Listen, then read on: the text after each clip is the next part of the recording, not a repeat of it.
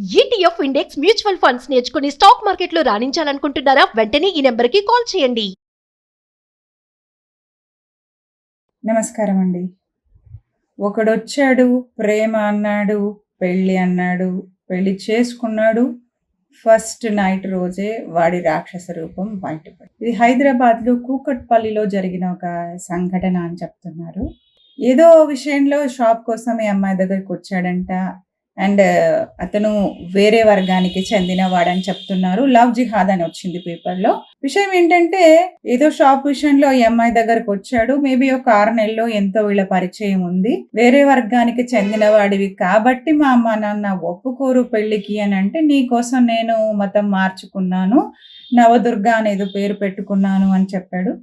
తర్వాత ఆ అమ్మాయి పెళ్లి జరిగింది. మరి ఇక్కడ మిగతా విషయాలు అయితే ఏం చెప్పబడలేదు. మరి వీళ్ళ పెద్దలు వాళ్ళ పెద్దలు వీళ్ళంతా ఎక్కడున్నారనేది అయితే చెప్పలేదు. పెళ్లి జరిగిన రోజే మళ్ళీ మకాం మార్చేసి అక్కడ అతను తన నలుగురి ఫ్రెండ్స్తో కలిసి ఈ అమ్మాయి మీద అత్యాచారం చేశాడు. తర్వాత ఆస్తులు కూడా రాయించుకున్నాడు అనేది ఇప్పటి వార్త. ఈ అమ్మాయి ఇప్పుడు పోలీస్ కంప్లైంట్ ఇచ్చిందంట. అసలు ఇక్కడ దీన్ని ఒక ఘటనలాగా ఒక స్టోరీ లాగా కాకుండా ఇక్కడ అమ్మాయిలు ముఖ్యంగా ప్రతి ఒక్క అమ్మాయి తెలుసుకోవాల్సిన విషయాలనండి, ఆ అమ్మాయిలకు ఉండాల్సిన అవేర్నెస్ అనండి, దాని గురించి మనం మాట్లాడదామండి ఇవాళ. మిమ్మల్ని కని పెంచి 20 ఏళ్ల నుండి 25 ఏళ్లనండి మీకు విద్యాబుద్ధులు చెప్పించి మీ మంచి చెడులను చూసుకునే తల్లిదండ్రులకు మీరంటే ఇంట్రెస్ట్ లేకపోవటం అనేది ఎంతవరకు కరెక్ట్ అండి? అదే మిమ్మల్ని మీరు ప్రశ్నించుకోండి. ప్రేమ పెళ్ళి అనేసరికి ప్రేమించొద్దు, అరేంజ్డ్ మ్యారేజ్ చేసుకోవాలి అనే విషయం పక్కన పెడితే, ఏ పెళ్ళైనా దయచేసి మీ మంచి కోరే మీ తల్లిదండ్రులను కాస్త నమ్మండి, వినండి. వాళ్ళు చెప్పే మాట వాళ్ళు మీ మంచి కోసమే చెప్తున్నారు. దయచేసి వినండి. ఓకే, ఇక్కడ జరిగినవి ఒక యాంగిల్ కాదండి. దీంట్లో 2-3 ఆస్పెక్ట్స్ ఉన్నాయి. ఒక వర్గానికి సంబంధించిన విషయం అనేది అదొకటైతే, ఇంకొకటి ఏంటంటే బ్లైండ్ ట్రస్ట్. ఎవరినైనా కూడా బ్లైండ్గా ట్రస్ట్ చేయడం అనేది కరెక్ట్ కాదు. అందులో అంత చిన్న స్పాన్ ఆఫ్ టైం, మేబీ కొన్ని మంత్స్ అయి ఉండొచ్చు. ఆ కొన్ని మంత్స్లో మీ తల్లిదండ్రుల కంటే గొప్పవాళ్ళు అయిపోతారండి వాళ్ళు? మీ తల్లిదండ్రుల కంటే వాళ్ళు ఇంపార్టెంట్ అవుతారా? అవ్వకూడదు. ఇదొక విషయం చూసుకుంటే ఒక సంఘటనతోని కొన్ని నెలల వ్యవధిలో ఈ అమ్మాయి తీసుకున్న నిర్ణయంతో ఆ అమ్మాయి జీవితం ఒక భయంకరంగా మలుపు తిరిగింది. ఒక రకంగా నాశనం అయిందని చెప్పొచ్చు కదా. మొదటి విషయం బ్లైండ్ ట్రస్ట్. తక్కువ టైంలో ఎవరైనా ఎక్కువగా దగ్గరికి రావటం, మాటల్లో చేతల్లో ఎక్కువ ప్రేమ చూపించటం అనేది ఫస్ట్ రెడ్ ఫ్లాగ్. దీన్ని లవ్ బాంబింగ్ అంటారండి.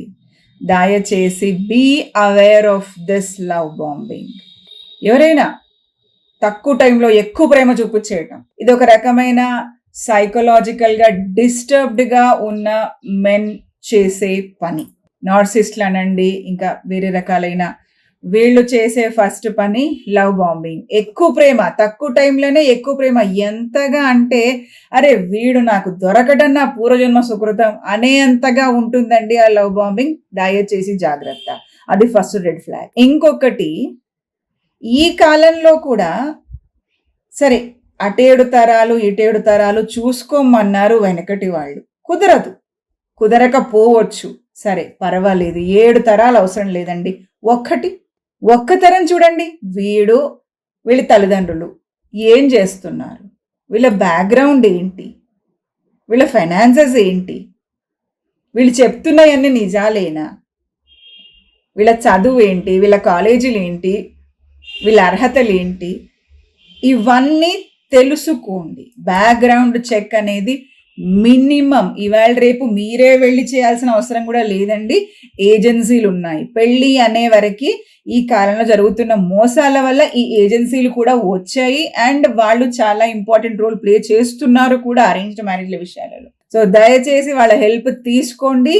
ఎటువంటి 7 తరాలు చూడాల్సిన అవసరం లేకపోయినా కనీసం ఇతనొక్కడు, ఇతని తల్లిదండ్రులు, ఉన్నవాళ్ళు, లేని వాళ్ళ గురించి పోనీ, ఉన్న వాళ్ళ గురించి ఇతని తల్లిదండ్రులు, ఇతని ఫ్యామిలీ, ఎక్స్టెండెడ్ ఫ్యామిలీ ఏం చేస్తున్నారు, ఎలా ఉన్నారు, వాళ్ళు ఏంటి, వాళ్ళ పుట్టుపూర్వోత్తరాలు ఏంటి, కొంత తెలుసుకోవటం చాలా ఇంపార్టెంట్. వెరిఫికేషన్ అనేది చూడండి. ఇంకొకటి, ఇప్పుడు ఈఎంఐ విషయంలో చూసుకుంటే అతను పేరు మార్చుకున్నా అన్నాడు, మళ్ళీ తర్వాత లేదు నువ్వే నా దాంట్లోకి రా అన్నాడు, మతం, too many things happen. So ఐడెంటిటీని మార్చటాలు, డాక్యుమెంట్లను మార్చటాలు, వివరాలు దాచేయటాలు, ఎక్కడ దాపరికం ఉందో అక్కడ ఖచ్చితంగా అనుమానించి తీరాలి. దాపరికాలు ఉన్న చోట వెనకట చెప్పారు 1000 అబద్ధాలు ఆడైనవో పెళ్లి చేయమని, కానీ అది మాత్రం నా పర్సనల్గా కరెక్ట్ కాదండి. ఈ కాలానికి అసలే కరెక్ట్ కాదు. నిజం, ఎన్ని అబద్ధాల మీద ఆ పెళ్లి జరుగుతుందో అవన్నీ పేక మెడలు, కూలిపోవటానికి ఆటే సమయం పట్టదు. కూలిపోవటం ఎలాగా అనేది ఈఎంఐ విషయంలో చాలా భయంకరంగా దారుణంగా జరిగింది. అబద్ధాలు, ఇలాంటివి వివరాలు దాచేయటం, దాపరికం, అన్నీ కూడా red flags. Please be careful. ఇంకొకటి, ఈ అమ్మాయి యొక్క ఆస్తులు కూడా అతను రాయించుకున్నాడంట, ఈ అమ్మాయి పేరుతో లోన్లు తీయించుకున్నాడంట. ఇది ఎలా జరిగిందో మరి ఈ విషయంలో చాలా చాలా జాగ్రత్త అవసరము. చాలా తక్కువ స్పాన్ ఆఫ్ టైంలో మీ ఆస్తులు అడుగుతున్నారు, మీ మీద లోన్లు పెడుతున్నారు అని అంటే ఇది తప్పకుండా అనుమానించాల్సిన విషయము. మీ ఫైనాన్షియల్ సేఫ్టీ, ఇవాళ రేపు అందరు అమ్మాయిలకు కూడా చెప్తున్నారు కదా, ఇదివరకు ఉద్యోగం పురుష లక్షణం, ఇప్పుడు కాదండి. ఇప్పుడు ఫైనాన్షియల్ ఇండిపెండెన్స్ అనేది అందరికీ అవసరం, అమ్మాయిలకు కూడా అవసరం.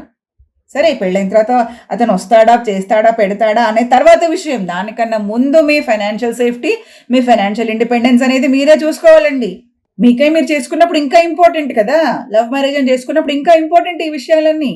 ఆస్తులు తీసుకోవటాలు, రాయించేసుకోవటాలు, లోన్లు తీసుకోవటాలు, ఇదంతా మీ ఫైనాన్షియల్ సేఫ్టీని దెబ్బతీస్తుంది. మీ ఆలోచనలు ఎక్కడి వరకు సాగుతున్నాయి? దయచేసి ఆ ప్రేమ అనే పింక్ గ్లాసులు పక్కన పెట్టి ఆలోచించండి. Be practical. ఇవి అన్నీ చాలా డేంజరస్ అండి. ఇంకొకటి ఏంటంటే, ఇవన్నీ జరిగిన తర్వాత సైలెన్స్ అనేది ఇంకా డేంజరస్. అయ్యో జరిగిపోయింది, నేను ఇప్పుడు ఎవరికి వెళ్ళి చెప్పాలి, వీళ్ళకి ఎలా చెప్పాలి, వాళ్ళకి ఎలా చెప్పాలి? మీ మౌనం అవతలి వాళ్ళకి ఇంకా ఇంకా బలాన్ని ఇస్తుంది. దానివల్ల మీరు ఇంకా ఎక్కువ నష్టపోవడమే కానీ ఇంకా వర్స్ట్ పొజిషన్లోకి రావడం అనేదే జరుగుతుంది చాలా కేసుల్లో. సో దయచేసి ఆ మౌనాన్ని బ్రేక్ చేయండి. సంథింగ్ గోస్ రాంగ్, ప్లీజ్ మాట్లాడండి మీ తల్లిదండ్రులతోని, ఇంకా మీ ఫ్రెండ్స్తోని. మీ జిందగీలో ఏం జరుగుతుంది అనేది వేరే వాళ్ళకి చెప్పండి. మీరు నమ్మదగ్గ, ఎవరినో అనవసరంగా ఎక్కువ తక్కువ నమ్మి మోసపోయారు. ఇప్పుడు ఎవరిని నమ్మాలో అర్థం చేసుకొని ఎవరో ఒకరికి చెప్పండి. ఈ సిచ్యువేషన్ నుంచి కొంతైనా బెటర్గా అవ్వగలరేమో. ఈ వీడియో కూడా అండి దయచేసి అందరికీ షేర్ చేయండి. ఇది అవేర్నెస్ అనేది చాలా ముఖ్యం. ఈ కాలంలో తరచుగా జరుగుతున్న సంఘటనలు, పెళ్ళి అవని అమ్మాయిలే కాదు, పెళ్ళి అయిన వాళ్ళు కూడా సోషల్ మీడియాలో ఎవడో వచ్చాడు, వాడేదో ప్రేమించాడు, అది ఇది అని చెప్పేసి జీవితాలు నాశనం చేసుకోవటం, సంవత్సరాలు నాశనం చేసుకోవటం, ఎవరితోనో వెళ్ళిపోవటాలనేది ఈ మధ్య తరచుగా జరుగుతున్న సంఘటనలు. దయచేసి అవేర్నెస్ అనేది చాలా అవసరం అండి. ఈ కాలంలో ఒక ఏజ్ తర్వాత జరుగుతున్న హత్యలనండి, ఆత్మహత్యలనండి, వాటికి అక్రమ సంబంధాలు అనేవి కారణం. మన దేశంలో 3వ పెద్ద కారణం హత్యలకు, ఆత్మహత్యలకు అక్రమ సంబంధాలు. ఇలాంటి సోషల్ మీడియా పెళ్లిళ్ళు, పేరెంటాలు. పెళ్లి అవని వాళ్ళ విషయంలో కొత్తగా ప్రేమ అంటూ ఇలా వెళ్ళిపోవటం ఒక ఆస్పెక్ట్ అయితే, పెళ్ళి అయిన వాళ్ళ సంసారాలు, పిల్లల్ని, వాటిని వీటిని అన్ని వదిలేసి జీవితాలు నాశనం చేసుకోవడం అనేది ఇంకొక యాంగిల్. సో ఎవరిని బ్లైండ్గా దయచేసి నమ్మకూడదు. లవ్ బాంబింగ్ అది పెద్ద రెడ్ ఫ్లాగ్. బ్యాక్గ్రౌండ్ చెక్ ఏది లేకుండా పెళ్ళిళ్ళ వరకు వెళ్ళిపోవటం అనేది కరెక్ట్ కాదు. మీ తల్లిదండ్రులు ఎవరు ఉన్నా లేకపోయినా పెళ్ళిని వెనక అందరిలో ఎందుకు చేసుకుందాం అనేది, పెళ్ళి యొక్క సోషల్ అనేది ఎందుకు వచ్చిందండి? ఎందుకనంటే ఎలాంటి మోసాలు జరగకుండా ఉండడానికి. వాడికి చెప్పాలా, వీడికి చెప్పాలా, ప్రేమ నా సొంత ఫైరు కాదండి. ఎప్పుడైతే అది సీక్రసీ, దాపరికాల్లోకి వచ్చిందో మీరు డేంజర్లో ఉన్నట్టు అమ్మాయిలు దయచేసి గుర్తించండి. మీ అమ్మా నాన్నలకి అట్లీస్ట్ ఎవరో ఒకరి వైపు నుంచైనా ఫ్యామిలీ అనేది ఉండాలండి. అండ్ నేనైతే ఇన్సిస్ట్ చేస్తాను, రిక్వెస్ట్ చేస్తాను, మీ తల్లిదండ్రులకి తెలియకుండా ఇలాంటి అడుగులు దయచేసి వేయొద్దండి. అమ్మాయిలు వినండి, నేను మీ మంచి కోసమే చెప్తున్నాను. ఇది ఒక అవేర్నెస్గా తీసుకోండి. ప్రేమించొద్దని ఎవ్వరు చెప్పట్లేరండి మీకు. కాకపోతే వివాహం విషయంలోకి వచ్చేసరికి దయచేసి మీ తల్లిదండ్రులను కలుపుకోండి. అది నేను చెప్పేది. సీక్రెట్గా చేసుకునేవి నిలబడవు. నా దగ్గరికి ఎంతో మంది వస్తుంటారండి, మ్యారేజ్ కౌన్సిలింగ్ చేస్తున్నాను, ఎంతో మంది వస్తూ ఉంటారు. ఆ పెళ్ళిళ్ళు 1 year 1.5 year, సరే ఇంకా అది చాలా ఎక్కువ. ఈఎంఐ విషయంలో కంటే అది ఇంకా ఎక్కువనే అనుకోవచ్చు మనం. పెళ్లి ముందు ఇలా ఉన్నాడు మేడం, ఇలా ప్రేమించా అన్నాడు, అలా అన్నాడు, ఇప్పుడు అలాగలేదు ఇలాగలేదు. ఇవి అన్నీ కాదు. దయచేసి ముందు లవ్ బాంబింగ్ అని చెప్పాను కదా, దొరికే వరకు ఒకటి, దొరికిన తర్వాత ఒకటి. మీరు ఒకసారి సొంతం అయ్యారు అనే భావన వచ్చిన తర్వాత అవతల నుంచి ప్రవర్తన మారటం అనేది పెద్ద విషయం కాదు. సో ఎవరిని నమ్మాలి, ఎవరిని నమ్మకూడదు అనేది మీరే ఆలోచించుకోవాలండి. దయచేసి ఆలోచించండి. బ్లైండ్గా ఎవరిని నమ్మకూడదు. పెళ్ళి వరకు వచ్చేసరికి బ్యాక్గ్రౌండ్ చెక్స్ అనండి, ఏజెన్సీలు ఉన్నాయి అవన్నీ చూసుకోండి, డాక్యుమెంటేషన్ అనేది చేయించుకోండి, ఐడెంటిటీ, వాళ్ళు ఎవరు ఏంటి, వాళ్ళ పుట్టుపూర్వోత్తరాలు ఏంటి, ఇవన్నీ చూడండి. ఇవన్నీ చూసి ఆ తర్వాతనే ముందుకెళ్ళండి.